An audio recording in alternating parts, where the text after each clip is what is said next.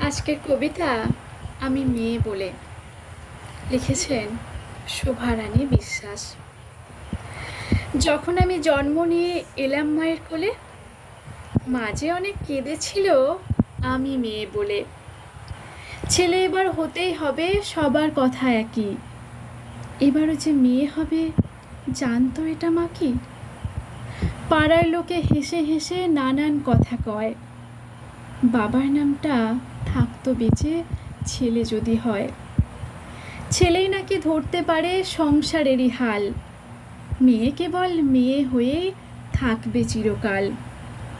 মেয়ে বড় করতে মাঝে হাজার কথা শোনে, অনেক বড় মানুষ হবে স্বপ্নে সেদিন গোনে। বোনরা মিলে যুক্তি করে মানুষ হতেই হবে, বাবার মনের কষ্ট তবেই দূরে সরে রবে।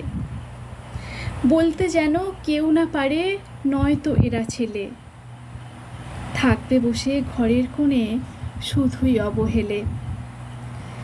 আগের সেদিন নেই তো এখন, থাকবে ঘরের কোণে, সবখানেতে চাকুরি মেয়ে করছে আপন মনে।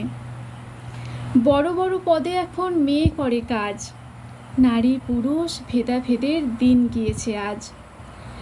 বাবা মায়ের দুঃখ হলো গঙ্গা জলে পার, অবহেলার সেই মেয়েরাই এখন অফিসার।